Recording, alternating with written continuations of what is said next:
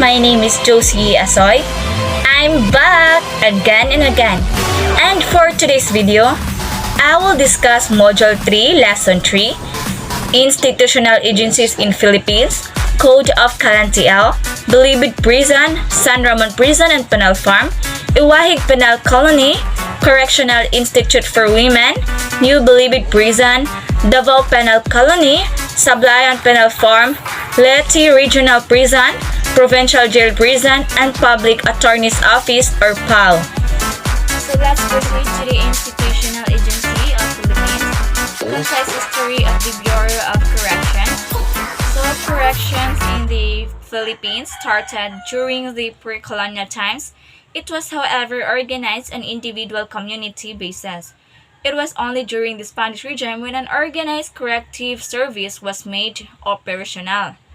When the Americans took over in the 90s, the Bureau of Prisons was created under the Reorganization Act of 1905, Act number 1407 dated November 1, 1905. So institutions contribute to stability, especially in times of uncertainty, and help anchor expectations. In times of political gridlock, effective institutions are vital since they can deliver their mandates decisively and outside of the push and pull of the political process.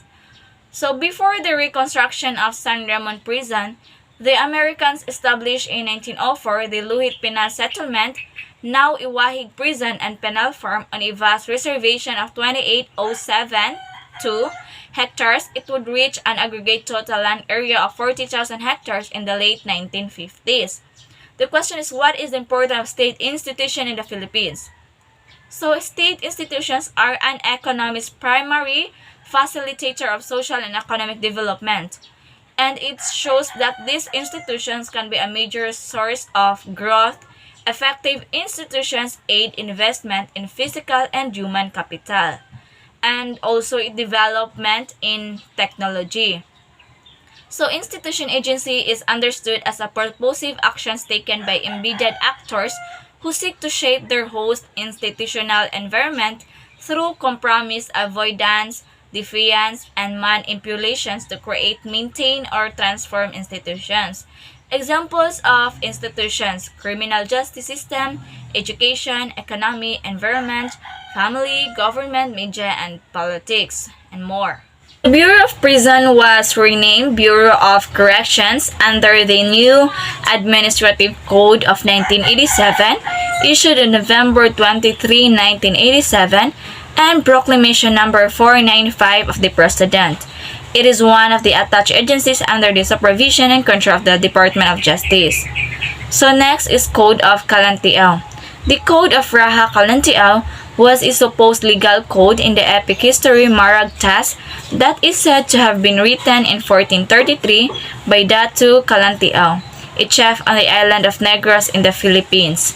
So the code is now believed by many historians to have been a hoax, and that it had actually been written in 1913 by Jose A. Marco as a part of his historical fiction Las Antiguas Leyendas de la Isla de Negros, in English, The Ancient Legends of the Island of Negros, which he attributed to a priest named Jose Marco. In 1990, Philippine historian Teodoro Agoncillo described the code as a disputed document.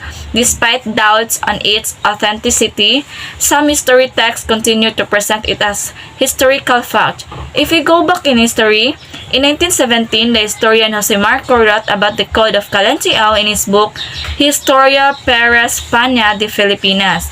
It first gained scholarly acceptance when Marco donated 5 manuscripts of the fraudulent documents to the American historian James Alexander Robertson.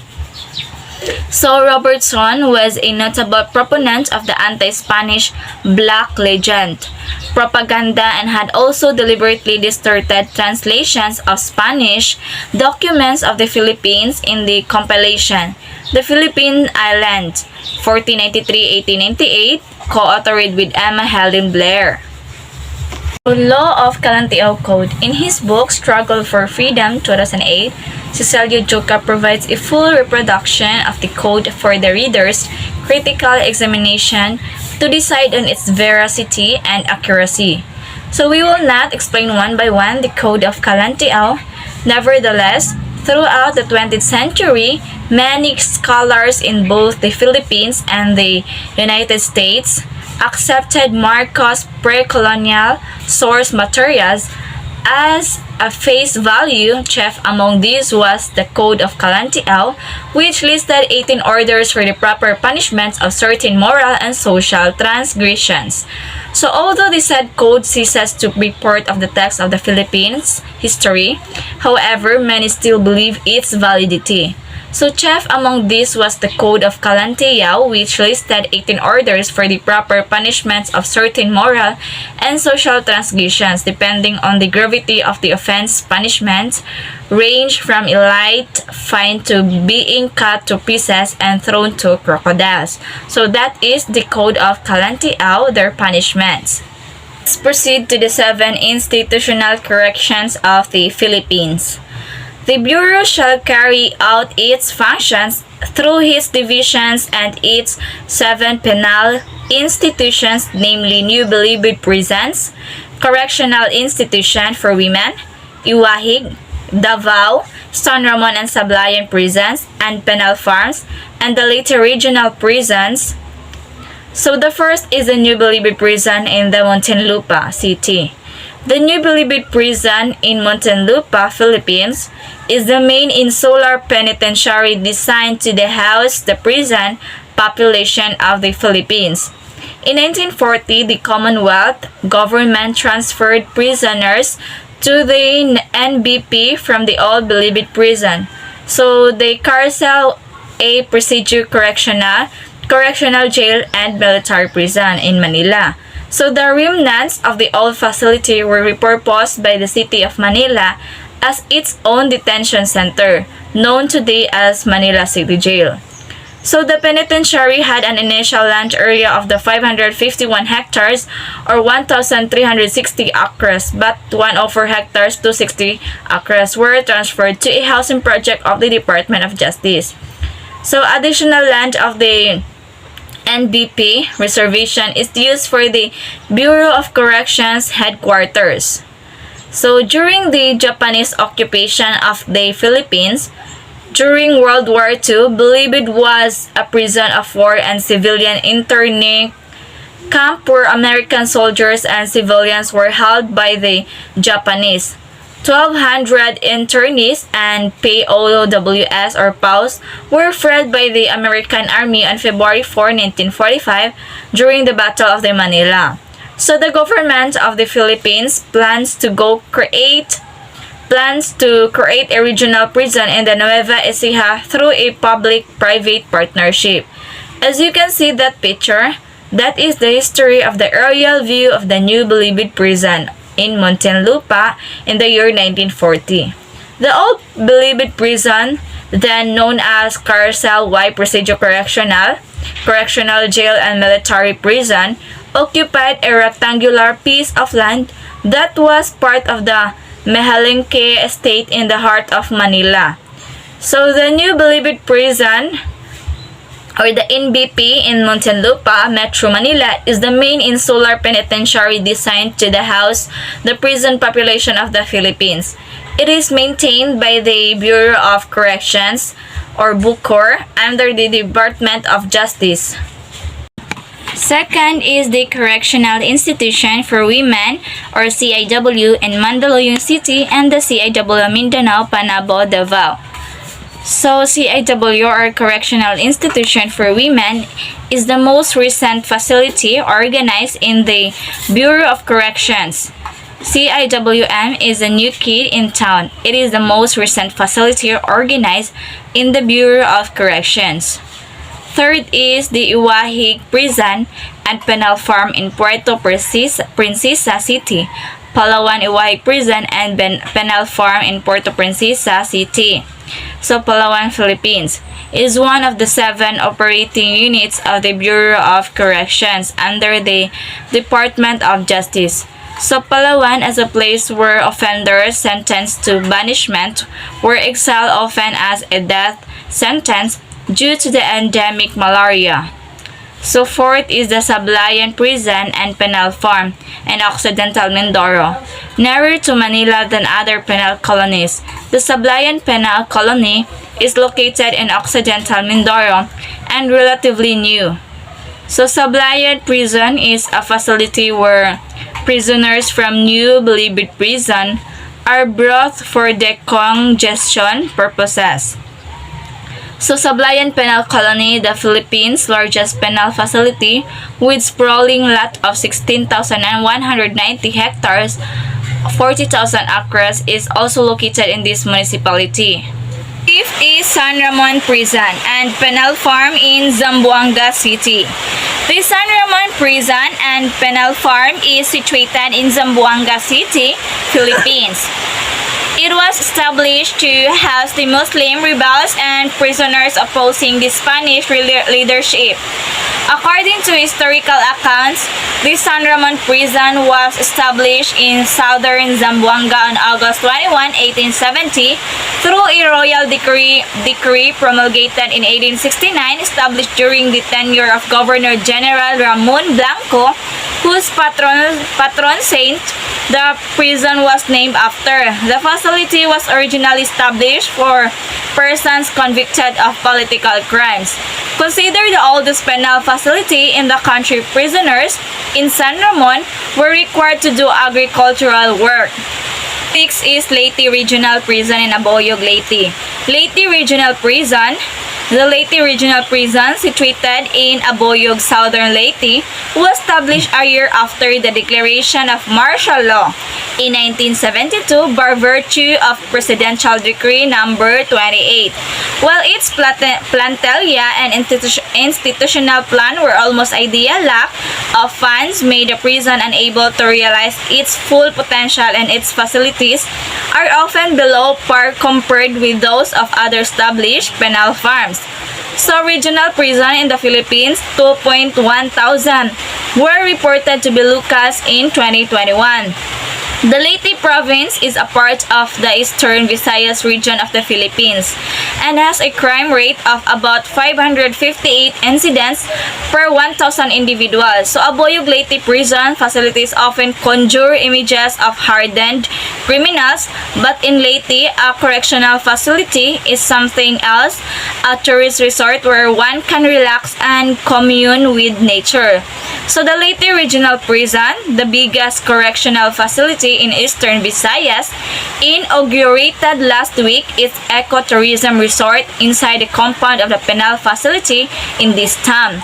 So its 800-hectare forested area inside the compound of the penal facility was developed into a ecotourism to provide income to persons deprived of liberty or PDL while reforming under the custody of the authorities. And the last is Davao Prison and Penal Farm, formerly Davao Penal Colony or DAPE-COL, was established on January 21, 1932 in Panabo City, Davao del Norte, Philippines. It has a land area of 30,000 hectares with a prison reservation of 8,000 hectares. The Davao Penal Colony was formally established under Act No. 3732 during World War II.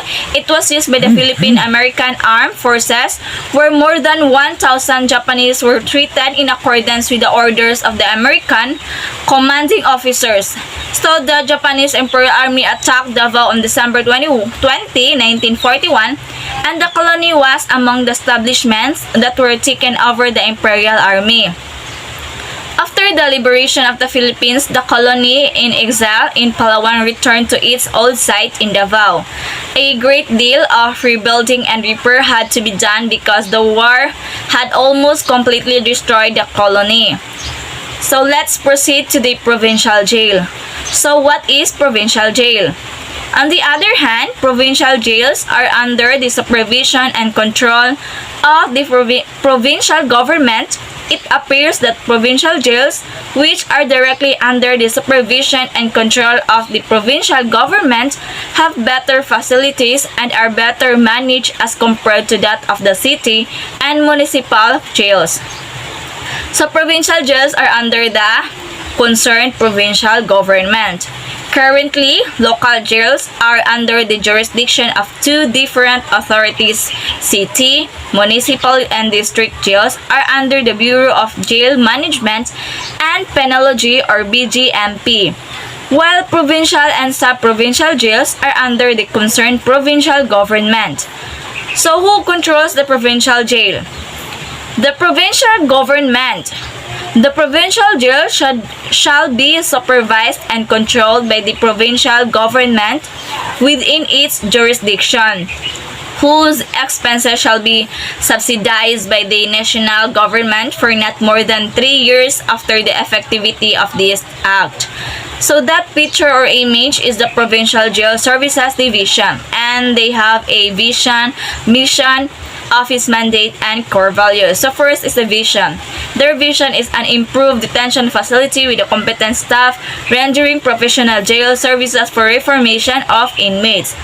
And mission is, we at the provincial jail commits to provide humane safekeeping and reformatory services to inmates for eventual reintegration and means remaining to society, and we are guided the values of integrity, teamwork, and professionalism. Office mandate to provide humane safekeeping and basic development of all municipal and provincial personnel. Their core values is integrity, professionalism, and teamwork. So next is the Public Attorney's Office or PAO. So Public Attorney's Office or PAO is attached agency of the Department of Justice which provides indigent litigants free legal assistance. The Public Attorney's Office or PAO is an attached agency of the Department of Justice which provides indigent litigants free legal assistance. What is the purpose of PAO? So the purpose of PAO is powers and functions. The PAO shall independently discharge its mandate to render free of charge legal presentation, assistance, and counseling to indigent persons in criminal, civil, labor, administrative, and other quasi-judicial cases. Their mission is the Public Attorney's Office exists to provide the indigent litigants, the oppressed, marginalized, and other privileged members of the society free access to courts, judicial, and quasi-judicial agencies by rendering legal services, counseling, and assistance in consonance with the constitutional mandate that free access to courts shall not be denied to any person by reason or poverty, in order to ensure the rule of law, truth, and social justice as components of the country's sustainable development. So the vision is a government agency that is God-centered and dynamic bureaucracy that is responsive to the ever-growing legal needs of the indigents and oppressed, led by highly competent, world-class, development-oriented, honest, dedicated, and nationalistic leaders and lawyers. So who are eligible for PAO services? So Section 22, the PAO shall provide legal services free of the charge to indigent persons or the immediate members of their family in all civil, criminal, labor, administrative, and other quasi-judicial cases, where after due evaluation it is determined that the interest of justice will be served thereby. So in conclusion, the improvement of the correction system and the inmates' successful reintegration into mainstream of society is not the sole responsibility of the corrections pillar. The other pillars of the Philippine criminal justice system, law enforcement, prosecution, judiciary, and the community must also do their share. An offender must be afforded his or her rights throughout the different stages of the criminal justice system, from the commission of the offense to investigation and apprehension to prosecution, trial, and conviction, and finally punishment and correction. That's all. Thank you.